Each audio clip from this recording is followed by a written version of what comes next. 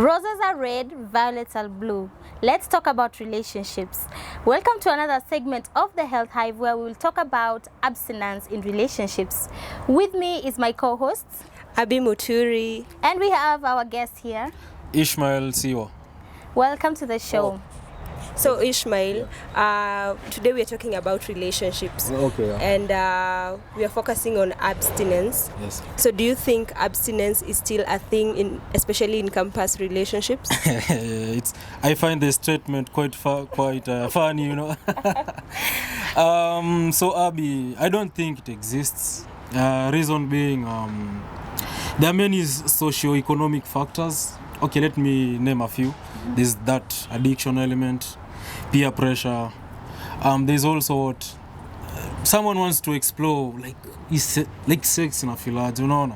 So unaweza sema hivyo. I don't think it's a thing. It's a thing of the past. Yeah. And don't you think from the majority of people who are having sex, there's that 1% that is not having sex, maybe for various reasons? 1% or 0.2%? Maria, that percentage is very large because even for the few who still exist, there is always that urge yenye wanakuanga nayo, nasikia manze sijui niende alafu wanaingia mtegoni hivyo zo manze. So sema like wana exist ni ngori sana.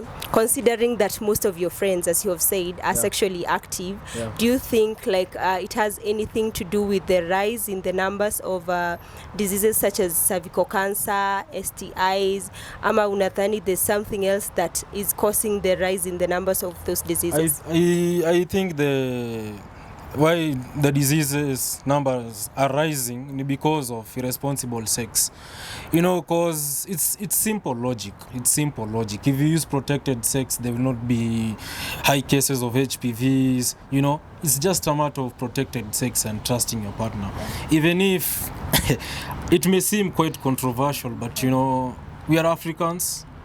We I don't know nikasema polygamy kwa damu, but I think ukitumia tu CDV fine, easy cases to reduce. Yeah. And don't you think that, so you mean to say that even for the single people they are not abstaining? I don't think they're abstaining. Me believe in abstinence. What are they doing then? Kama abstain, okay, kuna hiyo sexual pleasure unajipa mwenyewe, raha unajipa mwenyewe. Unaweza enda pale, business ni mingi. Unaweza engage with a harlot, you know, ama unini completely. Yeah, kitu kama tu hiyo, but it's either self gratification ama uende kwa. So in short unasema for someone to say they're not having sex, it's either wame substitute na your self gratification. Mimi naweza sema hivyo.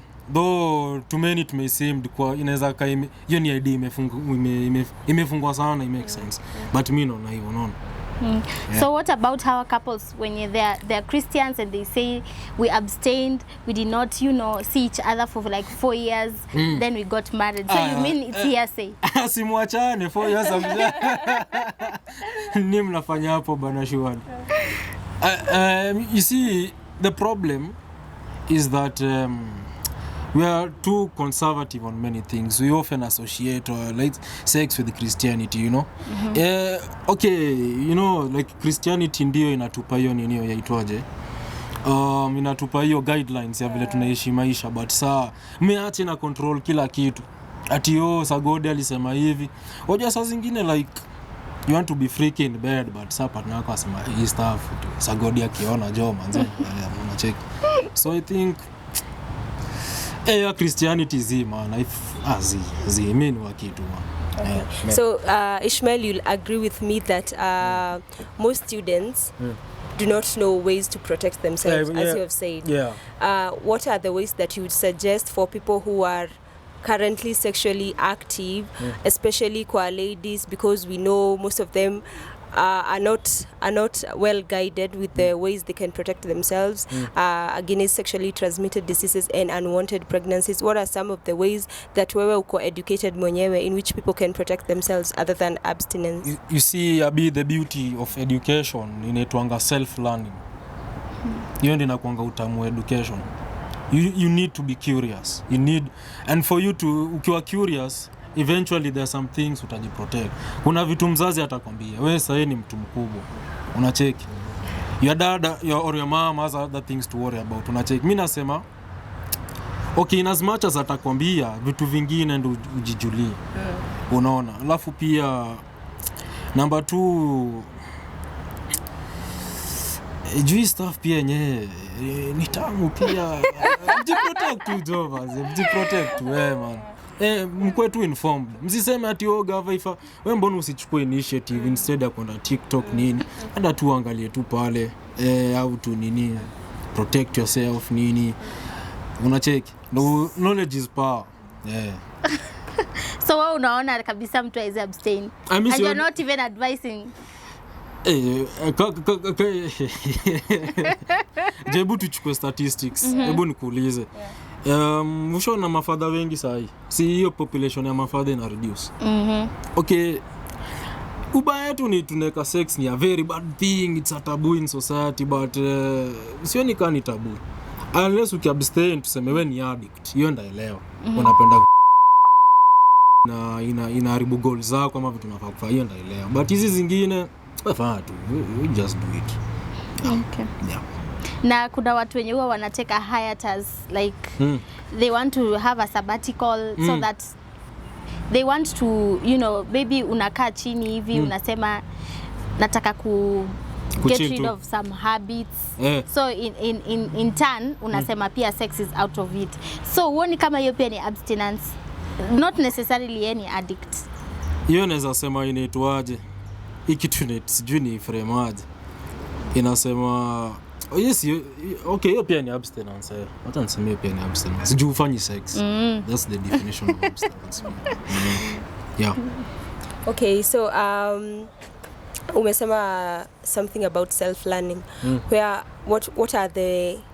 Where do you source your information? Do you get it from social media, from books, from health campaigns? Because most students are not well educated about the sexually transmitted diseases. Na zile vitu zinaweza wa affect while they are sleeping around and things that they can get from unprotected sex. So where do you get your information? I get them from the internet and let's say sexology, kuna stuff inaitwa sexologists. I think so, unajua ama professionals tu yani. Because hao wanajua vitu vingi kuniliko, unaona. So naenda nachukua hapo. Ama kama si hapo some books. Books. Okay. Yeah. Thank you so much for this discussion. And guys, this brings us to the end of the conversation. Be sure to like, subscribe and leave a comment below on our YouTube channel. Thank you so much for staying tuned in. I have been your host Kiberenge Maria Jones and my co-host Abi Muturi and our guests Ishmael Sio. See you next time. Bye.